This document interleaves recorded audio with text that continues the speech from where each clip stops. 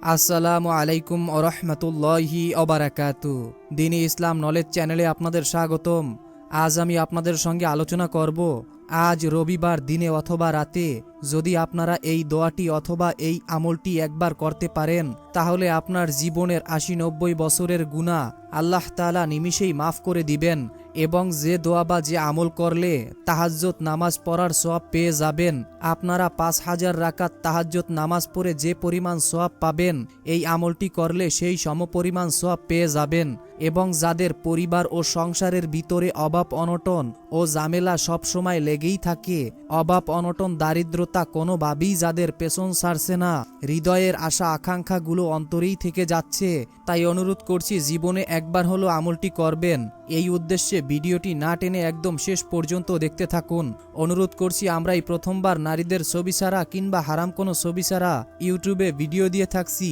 এরকম ভিডিওগুলি যদি আপনি আপনার ফোনে পেতে চান, এজন্য অবশ্যই দ্বীনি ইসলাম নলেজ চ্যানেলটিকে সাবস্ক্রাইব করে রাখুন।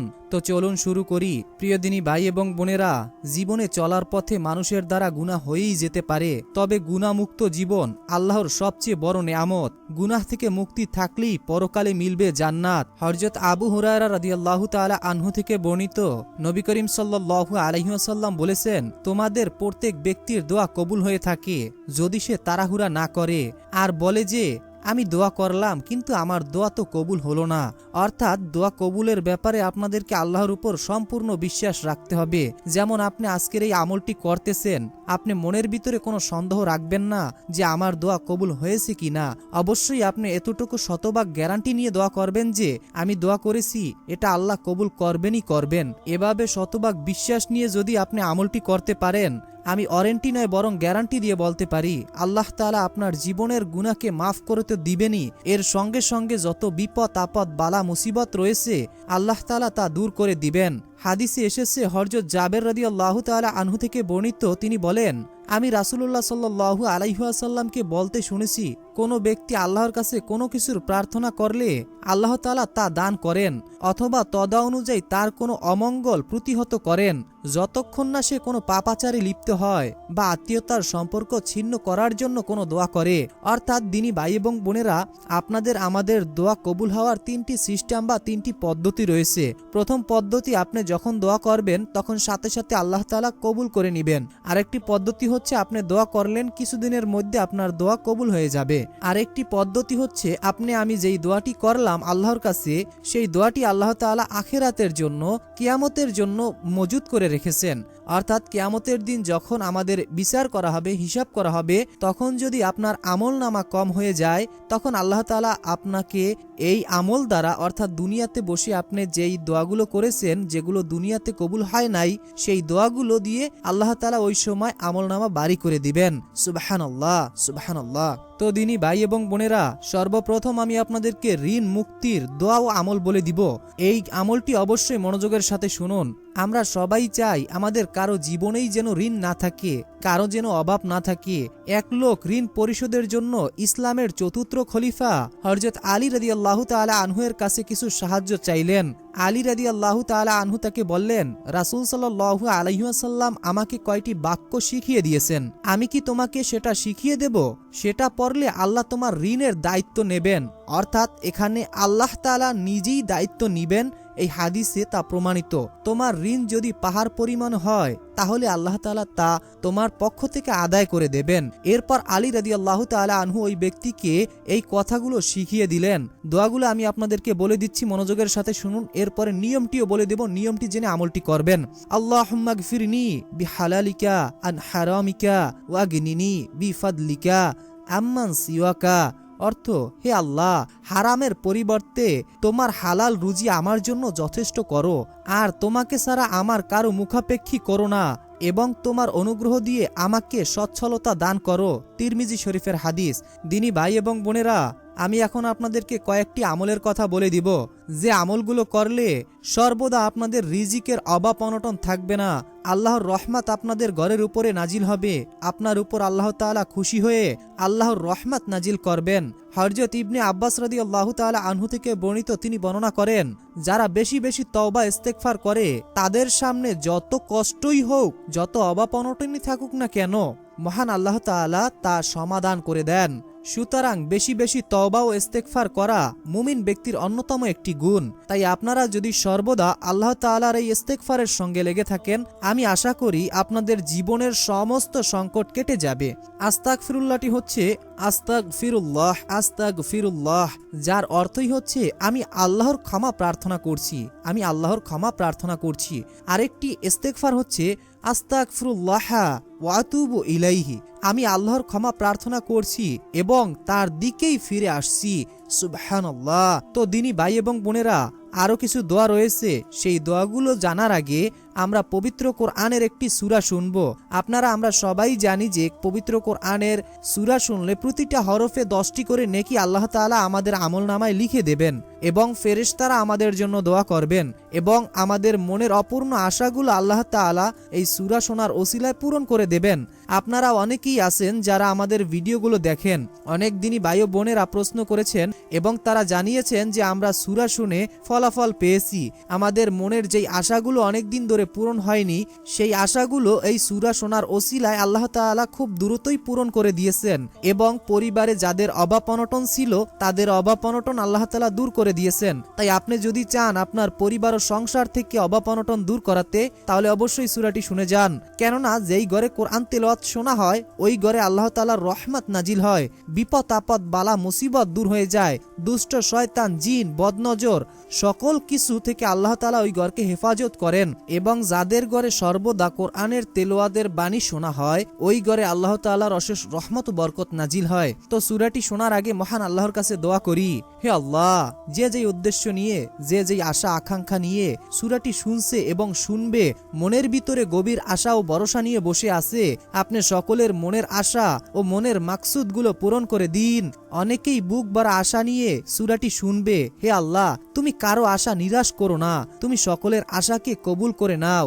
অনেকেই তো অভাবে আছে, অনেকেই তো টাকার সমস্যার ভিতরে আছে, অনেকের পরিবারে সুখ শান্তি নেই, সর্বদা অশান্তির ভিতরে থাকতেছে, বিপদ আপদ কোনোভাবেই যাদের পেছন ছাড়ছে না। হে আল্লাহ, হে রহমানুর রহিম, হে আলিমুল গাইব, হে কুল্লি শাইইন কদির, তুমি এই সূরাটি শোনার ওসিলায় সকলের সকল বিপদ আপদ বালা মুসিবত সকল সমস্যা দূর করে দিন, আমিন। কমেন্ট বক্সে আপনি আমিন লিখে দোয়াতে শরীক থাকুন। তো মনোযোগের সাথে সূরাটি শোনার পর দোয়া ও আমলগুলো জানবো। আউযু বিল্লাহি মিনাশ শাইতানির রাজীম। বিসমিল্লাহির রহমানির রহিম। আর রহমান আল্লামাল কুরআন খালাকাল ইনসান আল্লামাহুল বায়ান। الشمس والقمر بحسبان والنجم والشجر يسجدان والسماء رفعها ووضع الميزان ألا تطغوا في الميزان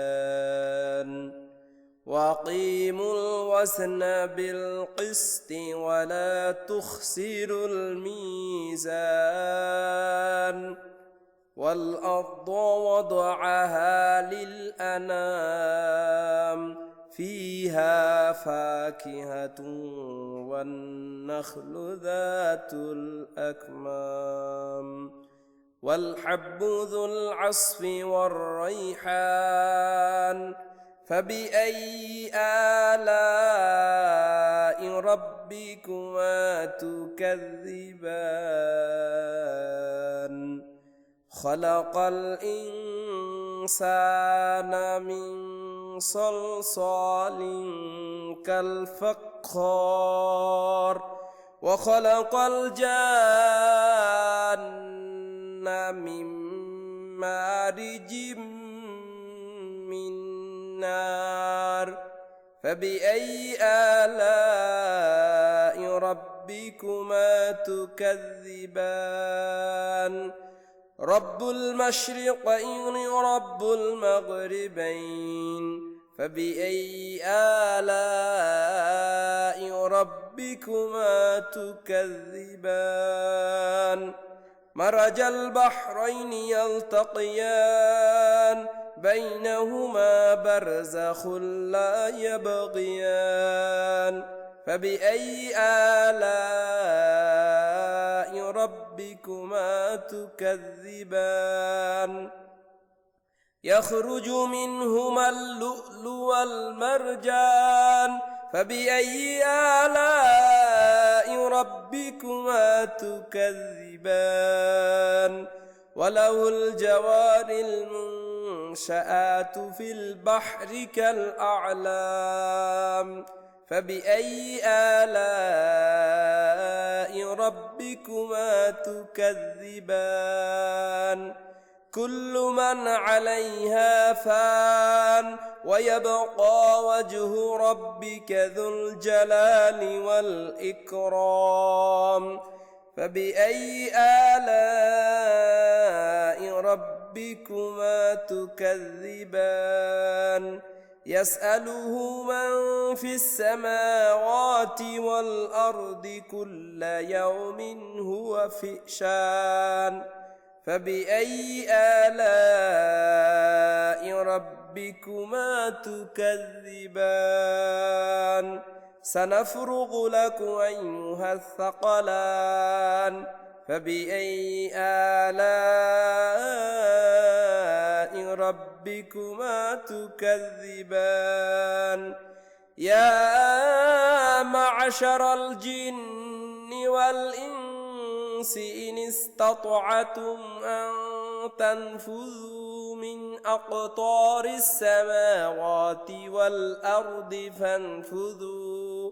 فانفذوا لا تنفذون إلا بسلطان فبأي آلاء ربكما تكذبان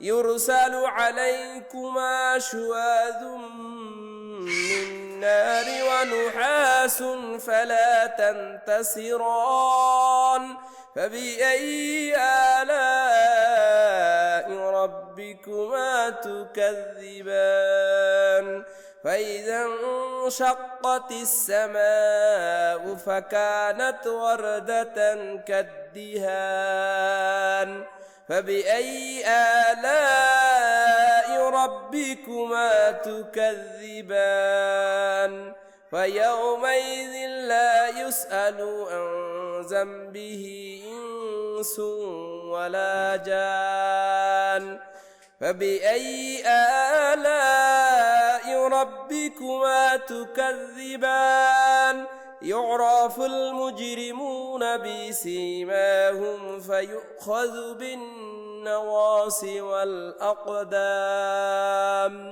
فبأي آلاء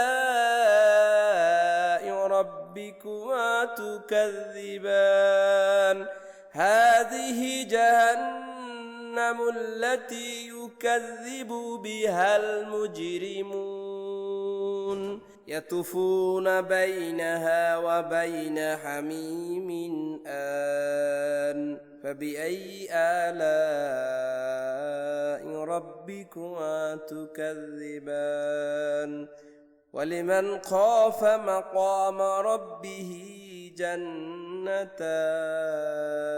فبأي آلاء ربكما تكذبان ذواتا أفنان فبأي آلاء ربكما تكذبان فيهما عينان تجريان فبأي آلاء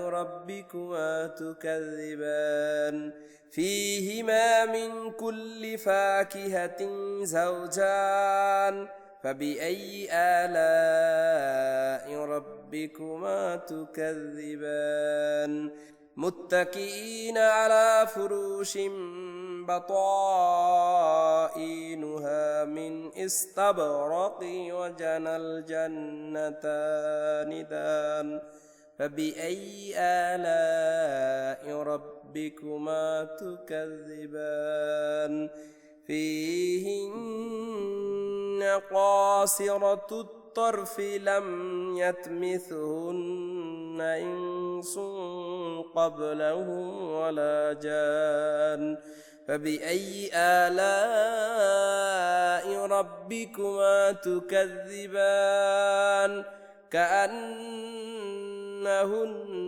الياقوت والمرجان فبأي آلاء ربكما تكذبان هل جزاء الإحسان إلا الإحسان فبأي آلاء ربكما تكذبان ومن دونهما جنتان فبأي آلاء ربكما تكذبان مدهامتان فبأي آلاء ربكما تكذبان فيهما عينان نضاختان فبأي آلاء ربكما تكذبان فيهما فاكهة والنخل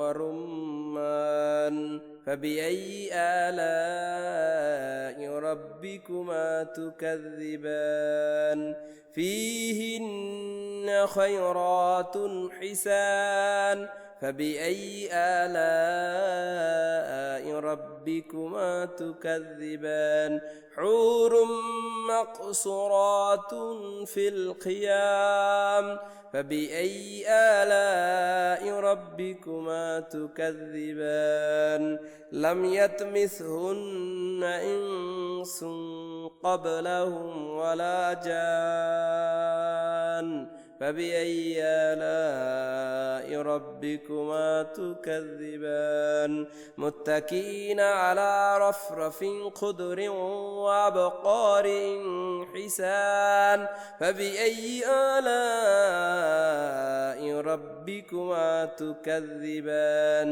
تبارك اسم ربك ذي الجلال والإكرام صدق الله العظيم ইসলাম প্রিয় দিনী ভাই এবং বোনেরা, আমি আশা করি আপনারা সকলেই মনোযোগের সাথে সূরাটি শুনেছেন। তো আমি এখন আপনাদেরকে দোয়া ও আমলের নিয়মগুলো বলে দিচ্ছি। তো আপনারা সব সময় এই ইস্তেগফারটি করার চেষ্টা করবেন। ইস্তেগফারটি হচ্ছে আস্তাগফিরুল্লাহাল্লাযী লা ইলাহা ইল্লা হুয়াল হাইয়ুল কাইয়ুম ওয়া আতুবু ইলাইহি আস্তাগফিরুল্লাহাল্লাযী লা ইলাহা ইল্লা হুয়াল হাইয়ুল কাইয়ুম ওয়া আতুবু ইলাইহি।